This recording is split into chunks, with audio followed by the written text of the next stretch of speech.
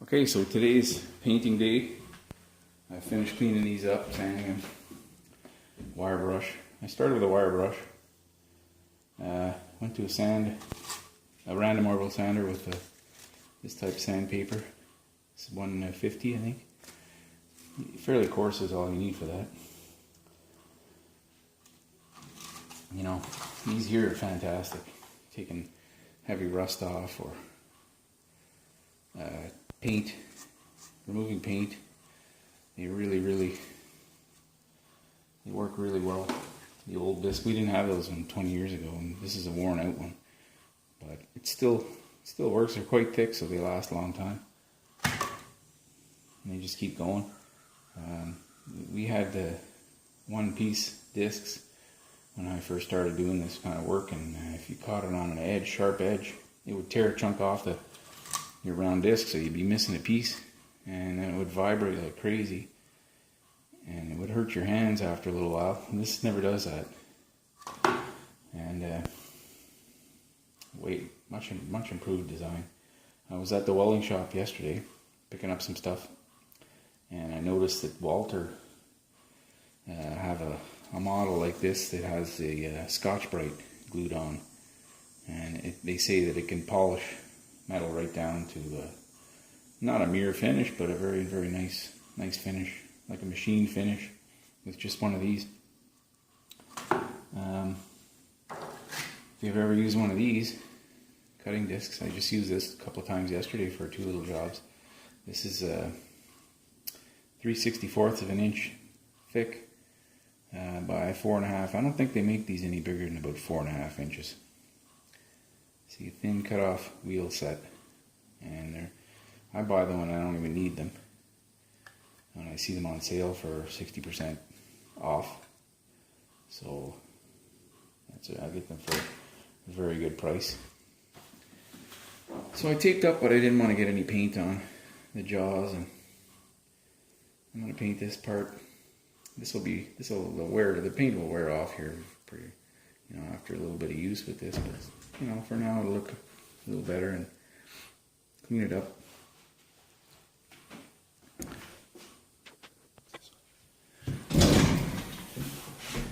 I have this gray. It's pretty well, maybe a little darker than the gray that's on here, and I was thinking about using it. There's just probably the right amount to use for that, but I think I prefer a color, so I'm going to go with this blue. I bought this for the little workbench behind me, and I picked that up this spring out of the garbage. They'd thrown it out at the building I'm working at, so I didn't ask about it, I just grabbed it. It looked like it was garbage. So I sanded the whole thing down. I redid the top, and the top had saw marks in it and paint, and the front 2-3 inches on one corner was broken off, and I thought it was lost, but it turns out it was shoved down in the side of there's a little space of 2.5-3 inches there on each side of that little workbench, and it was shoved right down the side, and I found it. At first I thought, I'll make a whole new top, and then when I found that piece, I decided I'd give it a try and just try and refinish it. So I turned it over, sanded it, and glued the piece back on the best I could. And it turned out not too bad, so I left it the way it was. Put 3-4 coats of clear finish on there, and it looks pretty nice. So this is the bench this little portable workbench that I refinished. You can see the screw holes. There's 8 screw holes the screws came up from inside, and I turned it over.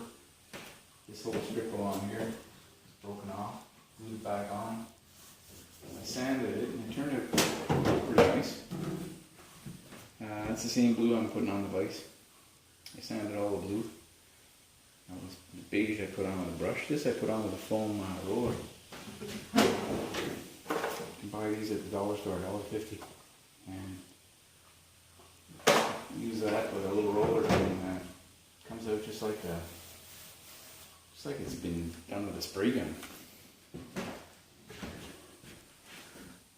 My wife put the front door of our house 20 years ago with foam roller, and I thought that's going to look awful. We got to use a paint gun to do it right. And she did it with foam roller. The guy at the paint store told her to just use this. And ever since then, I've been using these foam rollers. I still use the paint gun, but you can't beat it really for a small job. And there's no overspray, obviously, and $1.50 for 2 foam rollers, 75 cents for the foam. It takes a little longer, you know. The paint gun can go fast and really do a lot quickly, but there's a lot of cleanup with paint gun, and there's a lot of overspray. You got to do it outside, and you need a compressor, and so the smaller the job and the less time you have, you can just grab a foam roller and do what you can, and the next day grab another foam. You can't really clean the foam roller. Once you use it once, you got to kind of throw it out. And the top turned out pretty good, so for pulling something out of the garbage and then it looks up like that when you're done, it's got nice drawers. Nice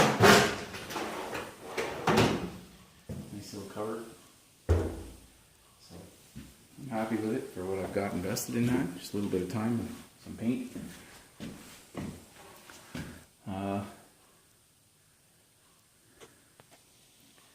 Well, there we go. There's one coat, but it didn't go on as nicely as I thought it would. So it'll definitely need a second coat, and I'll put it all back together.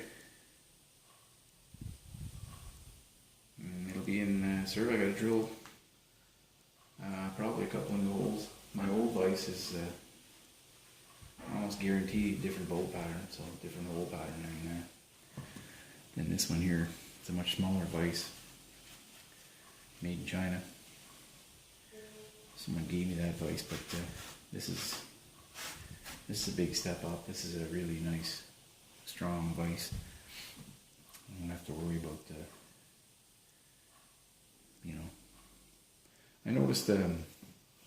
I noticed a hole on the side over here.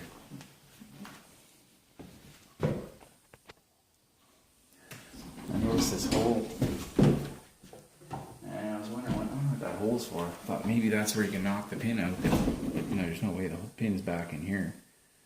But this hole right here, it's obvious now to me what it's for. It's you put your oil, squirt gun for your oil in there, your oiler, and you can oil the lead screw without having to take it apart. So I'll give it a second coat tomorrow, and it'll be next time you see it, it'll be installed on my workbench. And that's it. Thanks for watching.